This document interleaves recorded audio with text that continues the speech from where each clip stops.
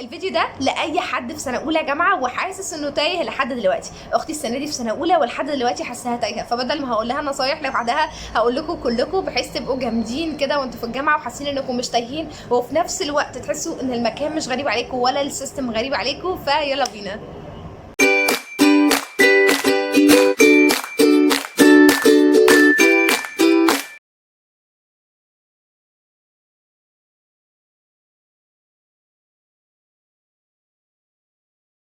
جماعه ازيكم عاملين ايه؟ ان شاء الله يا رب تكونوا بالف خير. انا نورهان محمود، بنعمل هنا فيديوز عن البرودكتيفيتي، الستادينج مع بعض، وكمان اي حاجه اتعلمتها في الحياه. فاف يو انترستد جاست سبسكرايب شير لايك ويلا بينا نبدا. جيت كده شويه علشان الشمس هنا مدمراني، فخلينا هنا احسن.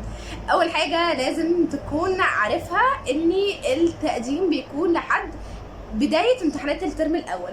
فانت لو لسه ما قدمتش ابدا خش على موقع الكليه، شوف ايه هي المتطلبات او ايه هي الورق اللي هم محتاجينه للتقديم وابدا انك تظبطه. محتاجين مثلا شهاده ميلاد جديده وروح اعملها او خلي حد يعملها لك. محتاجين كام صوره، لو ما عندكش صور روح اتصور وابدا انك جهز كل حاجه. هات دوسيه وحط فيه كل الورق اللي هم محتاجينه. في ورق عايز يتصور ابدا ان انا اصوره هناك قبل ما اقدم الورق؟ لا، ابدا انك صور الورق اللي انت محتاجه كله وابدا انك تصور، ابدا انك اعمل شهاده الميلاد واعمل كل حاجه هم محتاجينها. ابدا انك حطها في دوسيه، ده كده دوسيه تقديم مش ناقص ورقه. طيب جنب ده في حاجه تاني انا محتاجها، في حاجه مهمه ليك هتريحك جدا جدا. انا كنت عاملاها طول فتره الترم الاول وكمان السنه كلها الاولانيه، ان انا كان معايا كيس، عارفين الكيس بتاع ايكيا اللي بيتقفل من فوق ده؟ انا كان معايا كيس شبهه كده اللي هو بيتقفل بسوسته، ده بلاستيك عادي. كنت حاطه فيه كل الورق الزياده اللي انا ممكن احتاجه. كان بيبقى معايا كام صوره زياده ليا، افرض مثلا رحت اشتركت في مكتبه او عملت اي حاجه، فكان بيبقى مهم جدا ان انا يبقى معايا الصور على طول. كان معايا صوره بطاقتي، صوره بطاقه بابا، صوره بطاقه ماما عشان لو حد طلبهم في اي حاجه. كان معايا البتاع اللي هي مش فاكره اسمها ايه كده، بتاعت لقاح كورونا، اثبات ان انا خدت لقاح كورونا عشان انا كنت ساعه الكورونا. فكان كل حاجه لازم خدتي لقاح ولا ما خدتيش اللقاح عشان اصلا يبداوا يتكلموا معاكي. فخلي دايما معاكي الحاجه دي كده، شنطه الطوارئ في شنطتك. عارفه فيديوهات اليوتيوب او عارف فيديوهات اليوتيوب اللي بتبقى على طول بيقول لازم يبقى معاك شنطه طوارئ؟ هي دي شنطه الطوارئ الحقيقيه، انك يكون معاك كل ورق، خصوصا لو انت عايش في مصر، عشان دي اكتر حاجه بتضايقنا اننا لازم نتكلم بالورق. انت مين؟ هاتي صوره بطاقتك، هاتي صوره الكارنيه بتاعك، كل الحاجات دي لازم تكون معاك في الشنطه طول السنه الاولانيه. غير اصلا دوسيه التقديم، حاول انك تقدم قبل ما الامتحانات تيجي عشان تكون اتثبتوا وامتحاناتك تكون نزلت وكده. فده اول حاجه. تاني حاجة انك تدخل على موقع الكلية وتبدأ انك تشوف مواعيدك كده، ايه هي الجدول بتاعي، المحاضرات امتى والسكاشن امتى.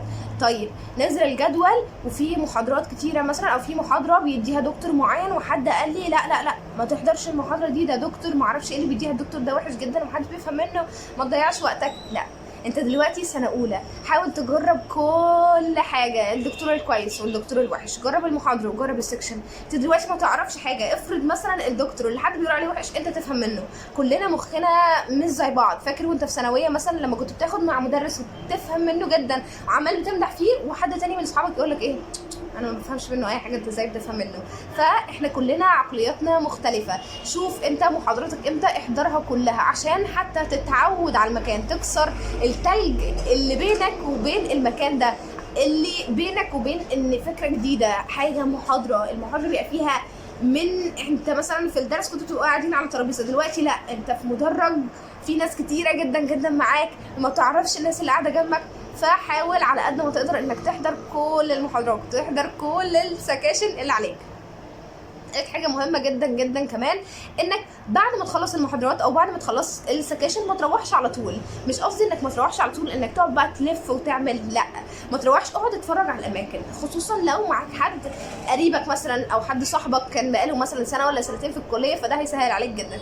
اقعد شوف مثلا ايه، فين اماكن الاكل اللي حوالين الكليه او الجامعه بتاعتي، فين هي عربيات الفول اللي هبدا ان انا اقعد عليها، فين هي محلات الكشري اللي هتبقى متعود عليها، وكل الكلام ده عشان ما تحسش انك غريب في المكان. اقعد شوف مثلا ايه هي الكافيهات اللي جوه الكليه، ايه هي الاماكن اللي انا ممكن اذاكر فيها، ايه الاماكن اللي انا المفروض اقعد فيها، ايه الاماكن بيبقى فيه اماكن كده مشبوهه في الجامعه اتجنب ان انا اقعد فيها، ايه مثلا ايه هي الاماكن اللي فيها الحمامات مثلا وفيها كل الاماكن دي. ابدا انك اتعرف على المكان، ولو معاك حد صديقك او حد قريبك من السنين اللي فاتت ده هيسهل عليك الحاجه دي جدا جدا جدا، عشان هيبقى فاهم اكتر منك بكتير في الكليه. حاول وانت بتتعرف على الكليه ما تتعرفش على كليتك بس وتكون محدود بيها، لا، ابدا اعرف مثلا كليه دي فين وكليه ده فين وكليه حاسبات فين واداب فين وتجاره فين، شوف كل الاماكن، عشان واحنا بنقول لبعض قالوا انا عند تجاره، انا عند اداب، انا عند ألسن، فتبقى عارف لو حد ده مستنيك يبقى هو مستنيك فين بالظبط. اعرف كده الجامعه بشكل عام. ده في اول سنه بس، انت مش هتلف الكليه كل سنه وتبقى جنب الكليه وهيبقى كمان ليك مكان محدد مش بتقوم منه، ولكن في اول سنه حاول انك تتعرف على كل حاجه حواليك عشان ما تحسش انك جاي مكان غريب وناس غريبه ومكان غريب، فهتبقى بالنسبه لك الموضوع صعب جدا. رابع حاجه تقريبا انك تتعرف على دفعتك، تتعرف عليهم كزمايل مش كاصدقاء. دايما كانوا بيجي لك على فيسبوك يقول لك اول واحد قاعد في الكليه هو اللي هيكمل معاك ومش عارفه ايه وكده، لا، انت كل واحد بقى داخل الكليه دي بعقليه مختلفه عن باقي الناس اللي حواليه. انت الجامعه بتبقى لما من كل المحافظات وكل الاشكال وكل الناس، على عكس المدرسه مثلا فهو الناس اللي جنبك في المنطقه بس هم اللي فيها، لا، الجامعه فيها ناس كتيره جدا جدا، ممكن كمان يبقوا من بلاد تانية، فانت حاول تاخد الناس الاول كزمايل مش كاصحاب، عشان كل واحد زي ما قلنا داخل بعقليه. في اللي عقليته داخل يتكلم بنات بس ويبقى ماشي مع دي وماشي مع دي، في اللي عقليته ان هو لا انا داخل اذاكر وارتب الاول على الدفعه، في اللي عقليته اللي هو انا عايزه اوازن بين حياتي وعايزه اوازن بين كذا، في اللي عقليته ان هو لا بصراحه انا مش ههتم قوي بالكليه ولكن بره الكليه هو حد جامد وكورسات وعلاقات وحوارات. فاعرف الاول كده في اول ترم الناس دي مين، يعني بص شوف مثلا ده انت ايه دنيتك وانت ايه دنيتك وانت ايه دنيتك، وفي الاخر بقى شوف انت عقليتك بتتماشى مع انهي عقليه من الناس دي كلها، انا مع ده ولا انا مع ده ولا مع ده. بس كده خليهم كلهم الاول زمايل، بعد كده نقي منهم انت الصحاب. خامس حاجة ما تحسش خالص خالص خالص انك غريب وسط دفعتك، لا، انتوا كلكم اصلا ناس غريبة، كلكم اول سنة ليكوا في الجامعة، فما تحسسش حد ان هو فاهم عنك، لا، انتوا كلكم اول سنة ليكوا، كلكم زي بعض، انا زي اللي قاعد جنبي هو زيي وانا زيي، واحنا اتنين سنة اولى واحنا اتنين مش فاهمين حاجة، فما تحسس حد ان انا شخص لوحدي وان انا مش فاهم اي حاجه وان انا جاي عبيط كده، لا، انتوا كلكم زي بعض، ما فيش حد اعلى منك ولا حد اقل منك، انا زي اللي قاعد جنبي، انا اول مره اشوف الدكتور اللي بيشرح هو اول مره يشوف الدكتور اللي بيشرح، هو اول مره ليه يقعد في مدرج والحوارات تبقى كبيره قوي عليه، انا نفس الكلام، فانا ولا ابقى عامله على حد ولا حد عمل عليا، علشان كلنا زي بعض، كلنا سنه اولى سبحان الله كده بتتعرف من اول ما حد يشوفهم يقول دول اولى، بيبقوا جايين تايهين، دي طبيعه الحال، ولكن بعد كده سنه تانية سنه ثالثه هتبقى انت كمان بتشوف سنه اولى اللي هم يا عيني، ولكن لما نيجي نقول يا عيني اللي بتوع سنه اولى ما نقولهاش بايه باللي هو ايه بص سنه اولى ونفضل نتريق ونعمل، لا، لازم نساعدهم علشان نلاقي واحنا داخلين اولى كان اكيد حد ساعدنا، فكمان عارف ايه لما هوصل هبقى نسخه من اللي صعبوها عليا، لا، ما تبقاش كده ابدا ابدا ابدا ابدا. لو شفت حد تايه اقعد معاه قول له ايه انت محاضرتك فين مدرجك ايه كده، تمام كده. سادس حاجه مهمه جدا انك تكون في الجروبات بتاعت الخاصه بالدفعه كلها، في جروب على واتساب لازم تخش فيه، في جروب على فيسبوك لازم تخش فيه، في جروب على تليجرام لازم تخش فيه، عشان كل حاجه ليها علاقه بالكليه بيبداوا ان هم يقلبوها، اي محاضره فاتتك بيبداوا ان هم يبيضوها وينزلوها على الجروب ده. ومصطلح تبييض المحاضره ده مصطلح كان بالنسبه لي جديد تماما، يعني ايه تبييض، يعني ايه، ما كنتش ببقى فاهمه. التبييض ده بكل بساطه انك الناس بتكتب ورا الدكتور بيشرح بسرعه جدا طبعا، فانت عمال تروح بقى البيت تبيض المحاضرات بشكل نظيف كده، يعني تكتبها بشكل نظيف وبيبعتوها تقدر تذاكر منه. سابع حاجه انك تكون عارف ايه هو نظام المذاكره بتاعك. اول سنه دي خليها سنه التجارب في كل حاجه، الا حاجه واحده هقول لك عليها دلوقتي، خليها سنه التجارب، انك تعرف انا هحضر مع دكتور مين، الدكتور ده بيشرح جامد فانا اي ماده بعد كده هيديهاني انا هحضر معاه، الماده دي مثلا صعبه فانا اي مره هاخدها، المواد بتبقى في مواد مترتبه على وعي، مثلا لو انت بتاخد محاسبه يبقى محاسبه 1 محاسبه 2 او كده، ما اعرفش النظام ده عندكم ولا لا، ولكن انا عندي كده، عندي مثلا اورجانيك 1 اورجانيك 2 اورجانيك 3، فتبقى عارف مثلا ان ماده الاورجانيك دي دي محتاجه لها مذاكره، فانا ابقى عارف ان انا لازم اذاكرها اول باول. ماده مثلا زي البوليمر مثلا، البوليمر دي لا ماده مش مستاهل اللي هي مذاكره قوي، فعادي لو اجلت محاضره ولا اتنين، بس برضه مش عادي، لازم تذاكر اول باول في الكليه عشان ما يتراكمش عليك حاجات كتير في الاخر ما تقدرش تذاكر. اوكي تمام. لازم تعرف طريقه مذاكرتك، ايه هو البرودكتيفيتي سيستم بتاعك. انا بذاكر كذا، انا عايزه اسجل مثلا المحاضرات عشان لما اروح اسمع المحاضرات تاني فانا ببقى فاهم كده اكتر. في ناس تانية ما تحبش تسجل المحاضرات، تحب ان هو خلاص انا عرفت الحاجه مره ممكن اروح اتفرج بقى على فيديو يوتيوب يثبت لي المعلومه، او لو حاجه مثلا محتاجه تخيل اتفرج على فيديو يخليني متخيله الماده دي. ده بيسهل عليك الدنيا جدا جدا جدا. الحاجه بقى اللي انا قلت لك حاول تبعد عنها او ما تجربهاش في اول سنه كليه هي الستودنت اكتيفيتي او الانشطه الطلابيه. في انشطه كتيره جدا، وفي بقى تقول لك اسره من اجل مصر ولا اسره مش عارفه ايه ولا مش عارفه ايه. بحس ان كل الحاجات دي كلها في اول سنه تضييع وقت، علشان انت دلوقتي قدامك حاجه اهم، انك تتاقلم على نظام الكليه اللي انت فيه. اول سنه الواحد بجد ممكن في ناس بتقول شهر شهرين، ولكن سيبك من اول سنه، اول ترم ده بيبقى هو اللي مبني عليه كل سنين الكليه. شوف تقديرك في اول سنه دايما بيبقى قليل، ولكن هو اللي بيبنوا عليه بقيه سنين الكليه، خصوصا في الكليات العمليه. انت عندك الجي بي اي اول سنه ده بيبقى البيز لكل السنين الجايه. لو ما تظبطش جامد بتبقى حاجه رخمه بعد كده، وبتفضل تجاهد عشان تظبطه تاني. الستودنت اكتيفيتي هو مش كل حاجه تضييع وقت، بتتعلم منه، ولكن انت لسه عندك 3 سنين في الكليه. روح براحتك وانزل ده وانزل ده وانزل ده، بس بعد ما تكون تأقلمت على نظام الكليه اصلا، ونظام المذاكره ونظام الدكاتره ونظام المحاضرات ونظام التبييض ونظام كل الحاجات دي، عشان كلها حاجه جديده عليك. اوكي، حاجه هتبان بقى مش مهمه لناس كتير، ولكن حاجه يا الله اهم حاجه من الحاجات دي كلها، انك تسال على طريق الجامعه اللي انت رايح لها. لو انت عارف طريق ومتاكد منه وانت بتروح اصلا المكان ده كتير فانت اوكي، ولكن لو الكليه بعيده عنك وانت بتركب مثلا كذا مواصله، فاسال اي حد كان بيروح قاعد جنبك او ساكن جنبك الكليه دي اسهل طريق ليها ايه. اخش على جوجل مابس وشوف. انا كنت طول فترة الجامعة كنت بركب بعد ما بنزل من المترو، كنت بركب مواصلتين، وفي نص المواصلتين كنت بمشي كتير جدا عشان اوصل للمواصلتين من بعض عشان اوصل لبيتي، وبعد ما انزل من العربية التانية كنت بمشي شوية. ففي مره كان حد جاي عندنا، بنت يعني جايه عندنا قريبه مننا جدا ومعرفش ايه، كانت راكبه عربيه تانية، فبقول لها قلت اروح اسلم عليها، بقول لها ايه ده انت رايحه فين؟ بتقول لي انا رايحه عندكم. فقلت لها طب على فكره انت راكبه غلط، تعالي بقى اركبك معايا. قالت لي لا مش راكبه غلط، انا كل مره باجي من هنا. رجعت لورا كده استغربت ازاي يعني بتيجي من هنا. فقالت لي اركبي انا هعرفك. ركبت معاها، في خلال اقل من ربع ساعه انا بقيت قدام بيتي، قدام البيت اللي انا فيه. فانا ساعتها الحمد لله استغربت بجد، كنت عارف دماغي عملت ازاي ما عرفت الطريق ده.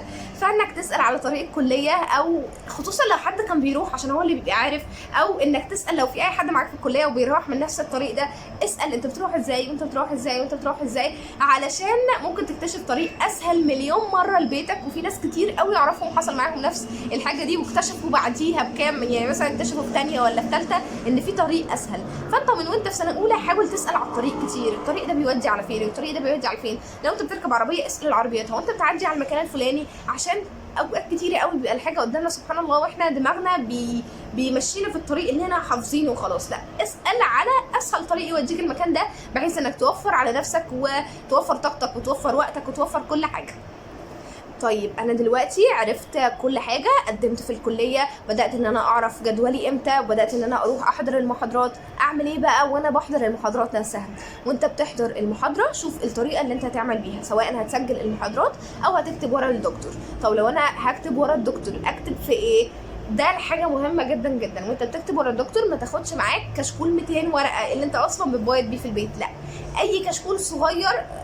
ده مثلا ده كبير جدا بالنسبه لي، اي كشكول صغير معاك، عارف كراسه حتى، اي كشكول 40 ورقه اقعد انقل فيه، وانقل كل حاجه ورا بعض، وانت كده كده بتروح تبيض. فالكشكول ده مش مهم في اي حاجه خالص، انقل في نوت حتى. ولكن في ناس بتبقى جايبه معايا كشكول 200 ورقه وسلك وهارد كفر، فانا ده عقبال ما اروح بيه الكليه انا ظهري خلاص، وانت خلاص بقيت في جامعه، فليه تقل على نفسك؟ فهو كشكول واحد، ابدا انك انقل فيه كل حاجه. روح البيت بيبقى معاك كشكول اللي متقسم 200 ورقه، شوف موادك مثلا محتاجه كام كشكول، وابدا انك كل حاجه بيضها، كل حاجه بيضها. افتكر بقى في فتره الجامعه دي خصوصا انك ما تكونش اناني. عمرك مش في فتره الجامعه يا عم، في كل فترات حياتك انت لو بقيت شخص اناني عمرك ما هتلاقي اللي يساعدك. ولكن لو بيضت مثلا محاضره وحد سال على جروب الدفعه يا جماعه حد بيض المحاضره دي، او حد مثلا سجل ريكورد، ما تبخلش، ابعت اللي انت كتبته، ابعت اللي انت سجلته. هي الحاجه دي كده كده في الاخر هتروح فين؟ في الزباله. كده كده الحاجه دي انت هتنساها، ولكن اللي عمره ما هيتنسي لك لو حد مثلا مزنوق قوي قوي قوي في ملزمه معينه في ليله الامتحان ومش لاقيها خالص وهي معاك، طب ليه ما تديهالوش؟ ايه يعني هيجيب درجات اعلى منك؟ سبحان الله. كل الحاجات اللي احنا بنعملها دي ربنا هو اللي ممكن تبقى مذاكر الملزمه مليون الف مره، وصاحبك اللي مش معاه الملزمه يفتكر كلمه منها من المحاضره ويكتبها، وانت عشان ما رضيتش تساعده وانت كاتب وانت حافظها ومش عارف ايه ما تقدرش تكتبها في الامتحان عشان هو كله بتوفيق ربنا. فالناس اللي دايما بتفتكر ان انا لو اديت لصاحبي مجهودي ان انا كده لا يا عم ما هو ما حضرش وما تعبش زيي، مش مشكله، اديله الحاجه وسيبها على ربنا. احتسب ان ده انا مديله الحاجه دي علشان انا ايه، ابقى من جوايا كده راضي وان ده حاجه في ميزان حسناتي وان انا ده كله ايه لربنا. عامل الناس كانك بتعامل ربنا، هتلاقي ان الدنيا اتفتحت لك من اوسع ابوابها. بس كده.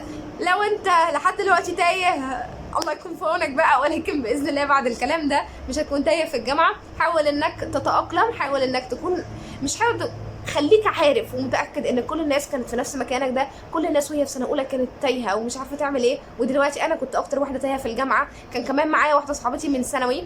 دي نصيحه مهمه جدا. لو انت جاي معاك حد من ثانوي او حد صاحبك جدا جدا، ما تاخدوش نفسكم مع بعض وتعملوا زون مع بعض، لا، اقعد تتعرف على الناس التانية. في الناس اهي، اقعد يا عم اتعرف. انت جاي هنا الجامعه دي احلى حاجه فيها العلاقات. هتعرف حد من اسوان، هتعرف حد من بني سويف، هتعرف حد من المنوفيه، تبدا انك تتعرف على ناس كتيره قوي من محافظات كتيره قوي وكمان من بلاد تانية. انا اصحابي من السعوديه ومن السودان ومن اسوان ومن بني سويف. انا في ثانوي كان كل الناس اللي اعرفهم من نفس منطقتي. انت دلوقتي في وقت العلاقات، اعمل علاقات. اوكي بس كده. يا رب يا رب يا رب تتأقلم على المكان اللي انت فيه بسرعة، ويا رب تحبه، ويا رب ربنا يكتب لك كل الخير فيه. وبس كده. لو عجبك الفيديو ما تنساش سبسكرايب، شير وكومنت، وباي باي.